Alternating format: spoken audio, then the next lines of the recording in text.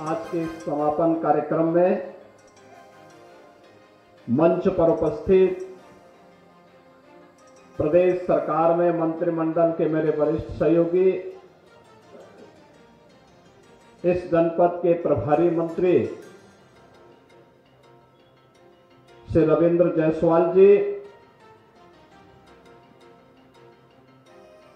इसी जनपद की माटी के लाल और प्रदेश सरकार के मंत्री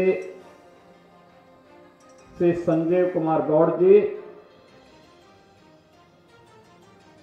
आज के इस कार्यक्रम के आयोजक लोकप्रिय विधायक श्री भूपेश चौबे जी,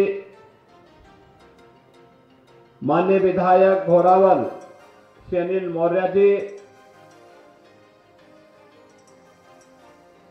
विधान परिषद सदस्य श्री श्याम नारायण सिंह उर्फ विनीत सिंह जी,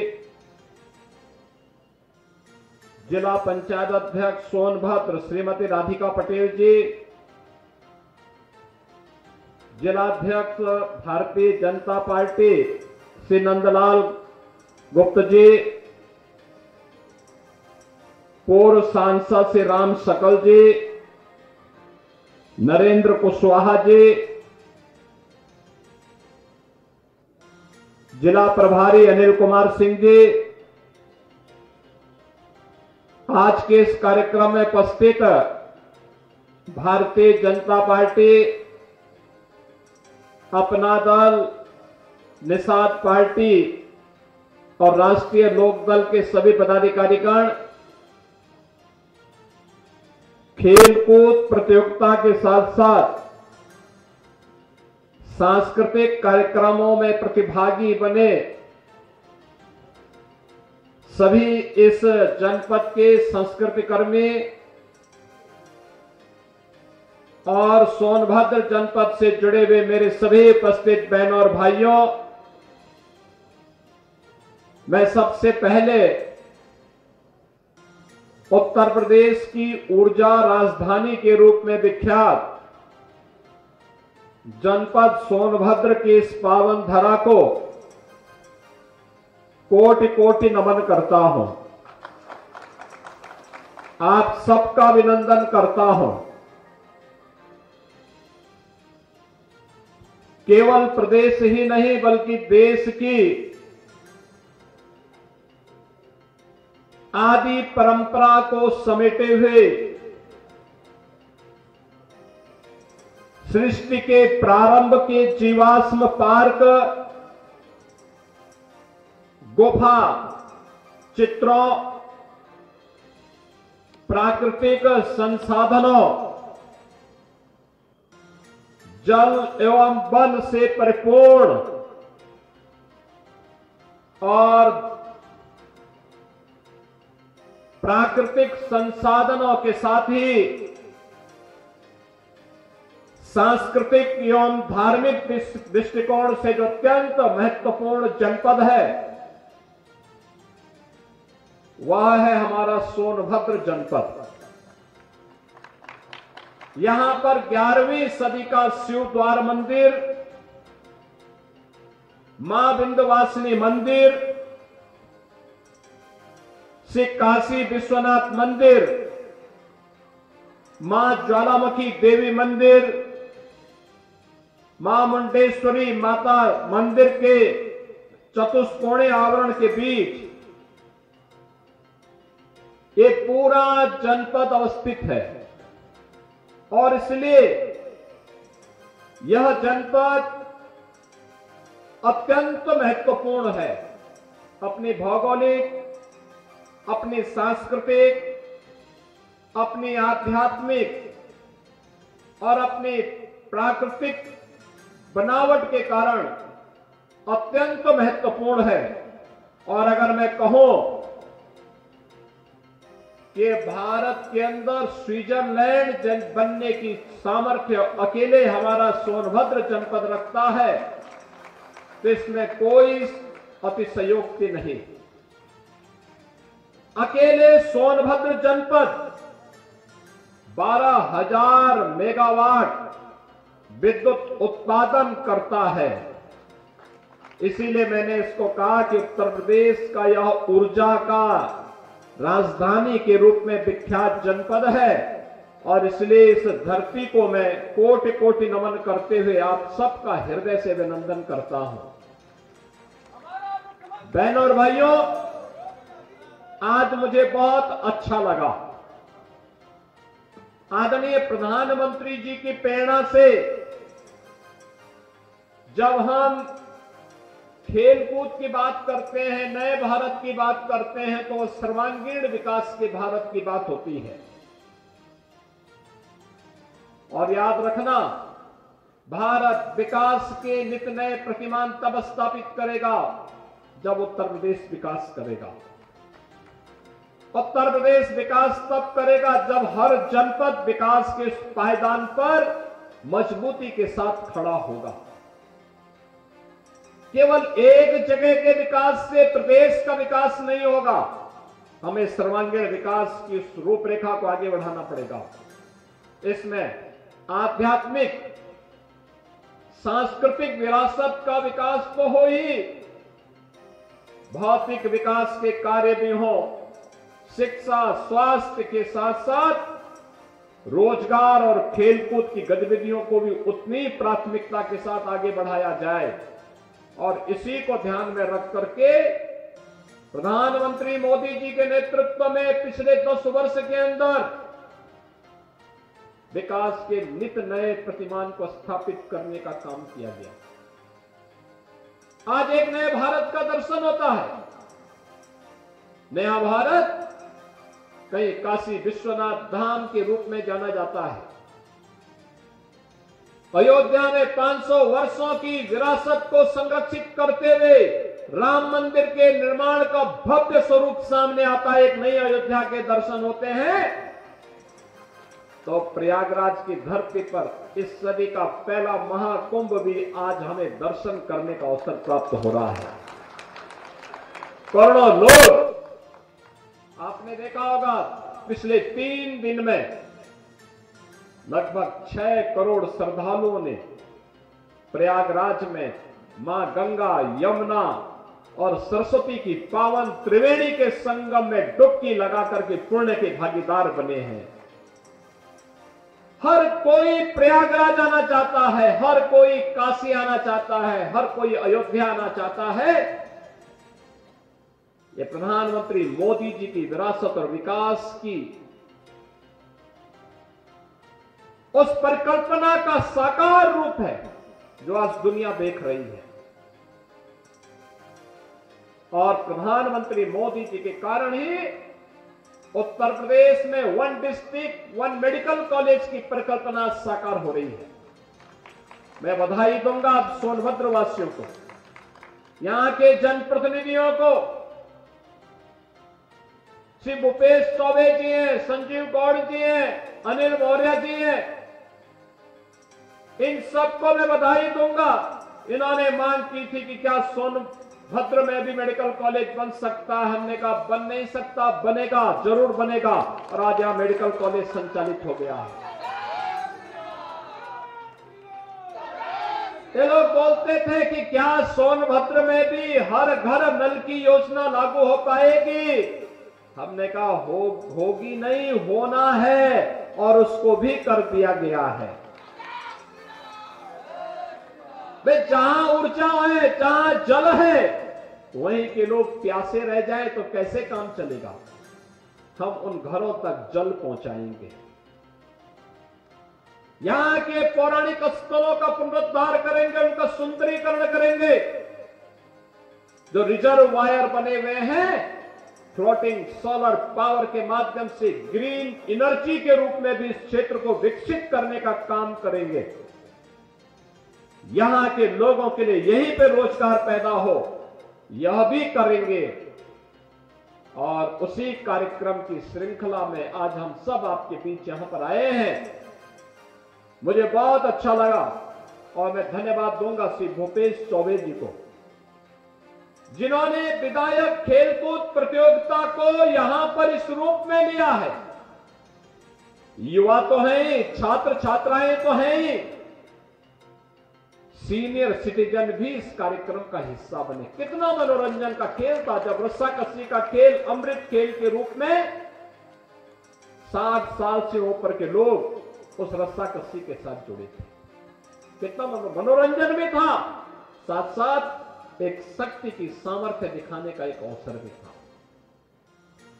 जीवन केवल घुट घुट करके जीने के लिए नहीं होता है, जीवन का मतलब जीवंतता होती है।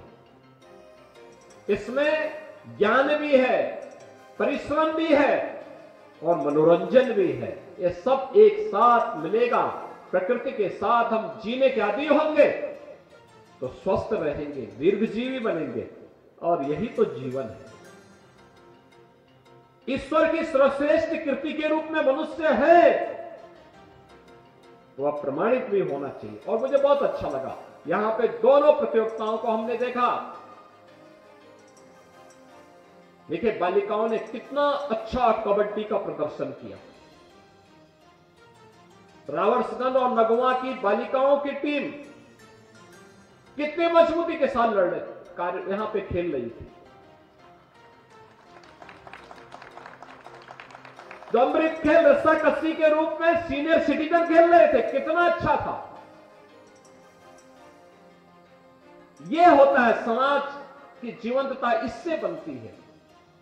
और यह प्रतियोगिता निचले स्तर पर प्रारंभ हुई, ग्राम पंचायत, न्याय पंचायत, ब्लॉक, और वहां से होते होते फिर यहां पर। और उसमें भी मुझे बहुत अच्छा लगा कि खेल कूद की प्रतियोगिताओं में यानी कुल 11,000, आप आश्चर्य करेंगे कि कुल 11,000 खिलाड़ी प्रतिभाग बने थे। 11,000, जिसमें खो खो प्रतियोगिता थी, कबड्डी थी, वॉलीबॉल थी, दौड़ थी, 100, 200, 400 मीटर की, कैरम था, शतरंज था, अमृत खेल, रस्साकसी। ये 65 वर्ष से ऊपर के खिलाड़ियों ने इसमें प्रतिभाग किया और 400 लोग इसमें प्रतिभाग किए। क्रिकेट था, निबंध लेखन और चित्रकला लेखन था, सांस्कृतिक कार्यक्रम भी, गीत संगीत का भी था, दृष्टिबाधित खिलाड़ियों का भी क्रिकेट मैच था, और जिलाधिकारी एकादश और विधायक एकादश की टीम ने भी यहां पर क्रिकेट खेला था, और दंगल के खिलाड़ियों की ने भी इस पूरी प्रतियोगिता में भाग लिया था। और इसमें 11,000 खिलाड़ी प्रतिभाग बने थे। वो वैसे मैं आपको बधाई देता हूं, आपकी पूरी टीम को बधाई देता हूं, जिन्होंने 11,000 लोगों के बीच में एक सकारात्मकता, एक रचनात्मकता का कार्य किया है। खेल कूद और शतरंज और निबंध और चित्रकला लेखन के साथ साथ सांस्कृतिक कार्यक्रमों के साथ भी, परंपरागत वाद्य के साथ इन कार्यक्रमों को आगे बढ़ाने का काम किया।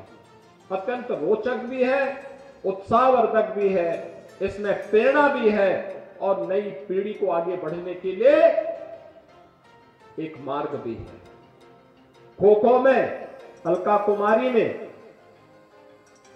के नेतृत्व की टीम ने विजयी बनकर के प्रतियोगिता जीती। बालिका में सोनू ने, कैरम में सुप्रिया सिंह ने, शतरंज में आयुष सिंह ने, दौड़ में सुमन ने, अंजुला ने, खुशबू ने और शतरंज में आयुष कुमार ने, यानी ये सभी लोग प्रतियोगिता में भागीदार बने थे। और अभी कबड्डी में और अमृत खेल में आपने प्रदर्शन आपके सामने देखा, जिनको अभी मंच पर सम्मानित किया गया। ये जनपद तो हमारे लिए अत्यंत महत्वपूर्ण है।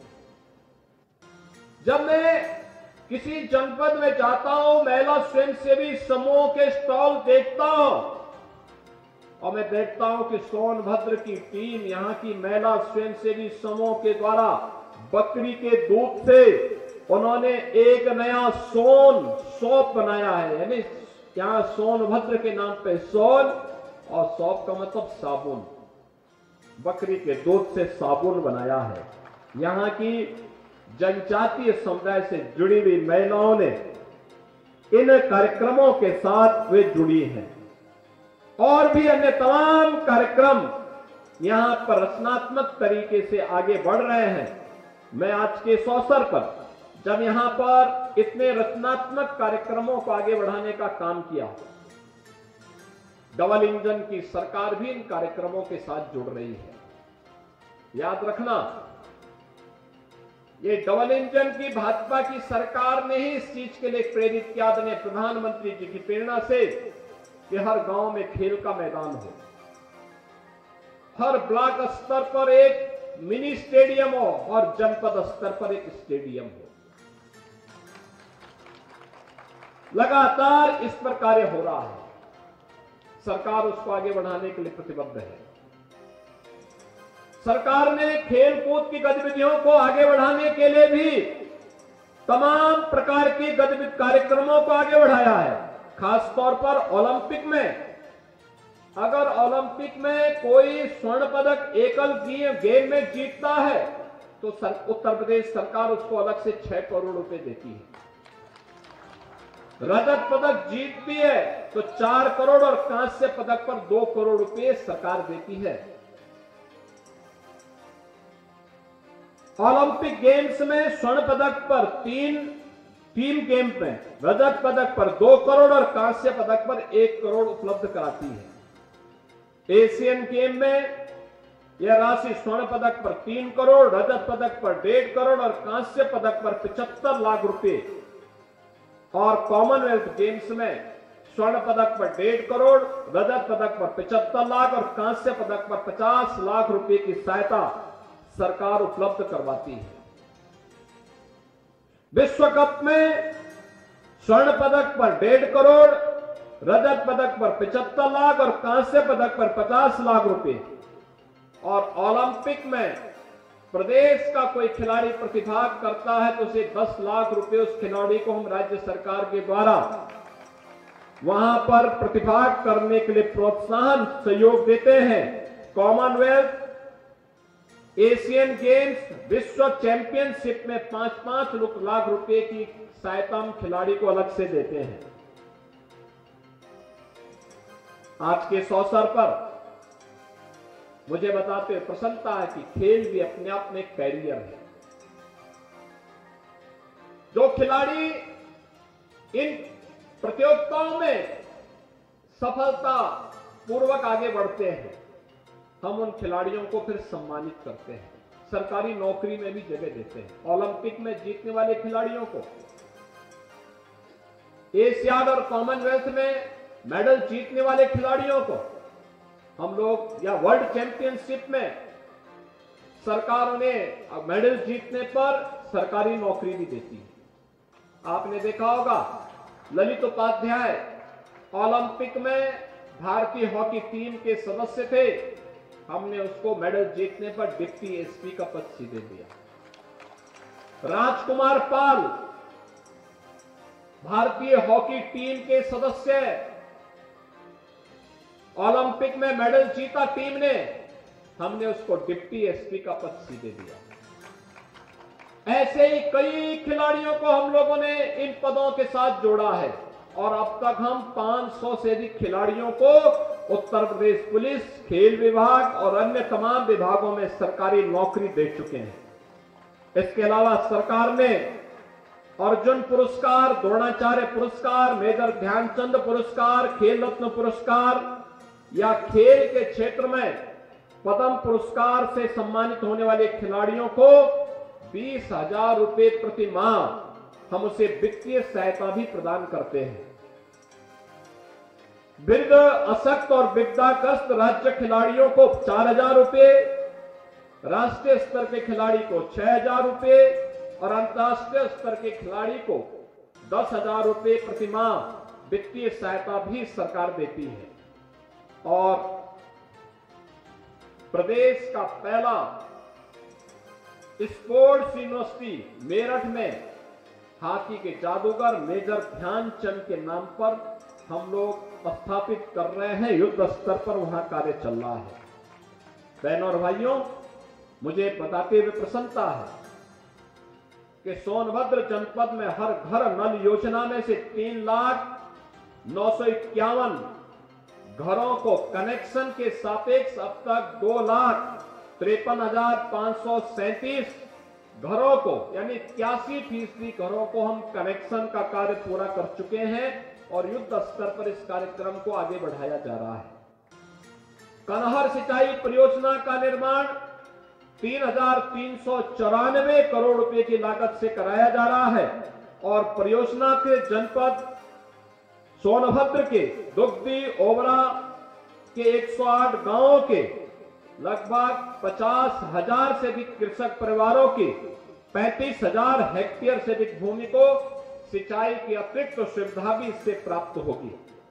और मुझे यह भी बताते हुए प्रसन्नता है कि जब मैं पिछली बार आया था, यहां पर संजय गौड़ और यहां के हमारे जनप्रतिनिधियों ने कहा था कि वनाधिकार अधिनियम के अंतर्गत अनुसूचित जाति जनजाति के निवासियों को यहां पर पट्टा वितरण की कार्रवाई को और खतौनी वितरण की कार्रवाई को तो मुझे बताते हुए प्रसन्नता कि 16,000 से अधिक पट्टों को अब तक यहां पर वितरण करने का कार्य भी संपन्न किया जा चुका है।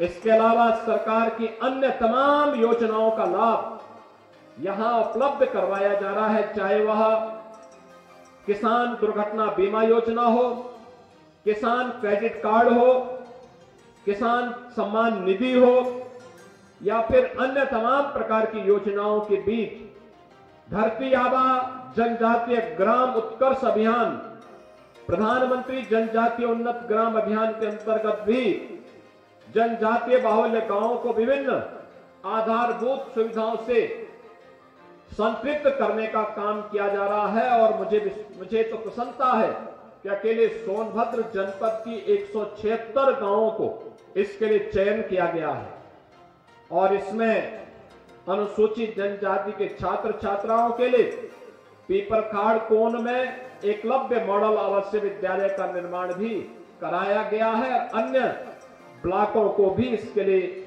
चयन की प्रक्रिया के साथ जोड़ने का काम चल रहा है। बहनों और भाइयों, मुझे प्रसन्नता है कि अब सोनभद्र तेजी के साथ विकास की प्रक्रिया के साथ जुड़ रहा है। यहां पर ग्लोबल इन्वेस्टर समिट में भी काफी बड़े पैमाने पर लोगों ने यहां पर रोजगार, यहां पे 1,97,000 करोड़ रुपए के निवेश यहां के लिए अकेले यानी 1,97,000 करोड़ रुपए के निवेश के प्रस्ताव सोनभद्र जनपद के लिए आए हैं। अगर ये सभी इंप्लीमेंट हो गए तो मान के चलिए कि 40,000 नौजवानों को नौकरी मिलेगी इससे।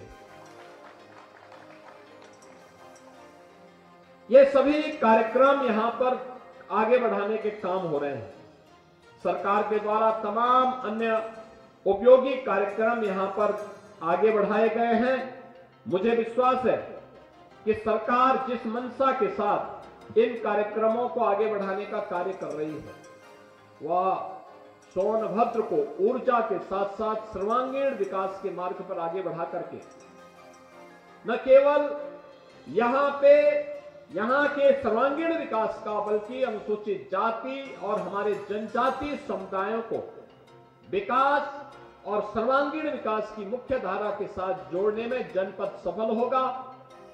आज का एक कार्यक्रम विधायक खेलकूद प्रतियोगिता का एक कार्यक्रम, मैं चाहूंगा कि अन्य विधानसभाओं में भी इसी प्रकार के कार्यक्रम ब्लॉक, न्याय पंचायत, ब्लॉक और फिर विधानसभा स्तर पर करके फिर इनमें से जिले स्तर पर भी एक कार्यक्रम होने चाहिए और उनका सम्मान जिले का महोत्सव जब हो उस महोत्सव में उनका किया जाना चाहिए। हर तबके का होना चाहिए, क्या बच्चों का, क्या युवाओं का, क्या अधेड़ उम्र के लोगों का, क्या बुजुर्गों का, क्या पुरुषों का, क्या महिलाओं का, सभी को जोड़ा जाना चाहिए। तब एक समग्रता उसमें दिखेगी और प्रयास होना चाहिए कि जो प्रतिभा है जिन खिलाड़ियों में उसको आगे बढ़ाने के लिए अगर जूते मोजे नहीं, ट्रैक सूट नहीं, तो यहाँ पे तमाम संस्थाएं काम कर रही है, उनसे कहना चाहिए कि CSR का पैसा उन बच्चों के लिए जूते मोजे लेने के लिए, ट्रैक सूट खरीदने के लिए उसका उपयोग किया जाना चाहिए। स्टेडियम और मिनी स्टेडियम बनाने के लिए सरकार पैसा दे रही है। CSR के मत से भी हमें इसको सहयोग लेकर के और अच्छी खेल की सुविधाएं, अच्छे स्कूल, अच्छे स्वास्थ्य की सुविधा, हर प्रकार की सुविधा से संपन्न इस पूरे क्षेत्र को करने के लिए आगे बढ़ना होगा। मुझे बहुत प्रसन्नता है कि आज ये कार्यक्रम इतना अच्छा यहाँ पे मुझे लगा, और मैं चाहूंगा कि न केवल यहाँ के अन्य मान्य विधायकगण बल्कि प्रदेश भर के सभी मान्य विधायकगण इस प्रकार के कार्यक्रमों को आगे बढ़ाएंगे। तो मान के चलिए कि अकेले उत्तर प्रदेश में हम 4 लाख खिलाड़ियों की एक भारी भरकम फौज खड़ी कर देंगे, 4 लाख से अधिक खिलाड़ियों का। बहनों और भाइयों, एक अच्छा प्रयास है। भूपेश जी, मैं आपको और आपकी पूरी टीम को इसके लिए बधाई देता हूं। जिला प्रशासन ने इस पूरे कार्यक्रम में सहभागी बनकर के इसको और रोचक बनाने में योगदान दिया है। उस पूरी टीम को भी धन्यवाद देता हूं और विश्वास करूंगा कि सोनभद्र जनपद विकास के नित नए प्रतिमान को स्थापित करते हुए नई ऊंचाइयों को प्राप्त करेगा। आप सबके लिए प्रतिभाग करने वाले खिलाड़ियों का अभिनंदन, जिन्होंने पदक जीते हैं उनको बधाई, जो विजेता ने उपविजेता बने हैं उन्होंने अच्छा खेला है, लेकिन अगली बार उससे भी बेहतर करने की दिशा में आगे बढ़ेंगे। इस विश्वास के साथ आप सबको मैं इस अवसर पर एक बार फिर से इस प्रतियोगिता में भागीदार बनने के लिए प्रतिभागी टीम, दर्शक, रेफरी और उससे जुड़े हुए जितने भी ऑफिशियल्स हैं, इन सबको भी मैं हृदय से बधाई देते हुए आप सबको महाकुंभ का आयोजन प्रयागराज की धरती पे हो रहा है, इसके लिए भी हृदय से बधाई देता हूं। और प्रयागराज त्रिवेणी में स्नान करने के लिए आप जरूर जाएंगे। आपके प्रति मेरी मंगल में शुभकामनाएं। धन्यवाद। जय हिंद। और चलिए आगे बढ़ते हैं। इस वक्त ये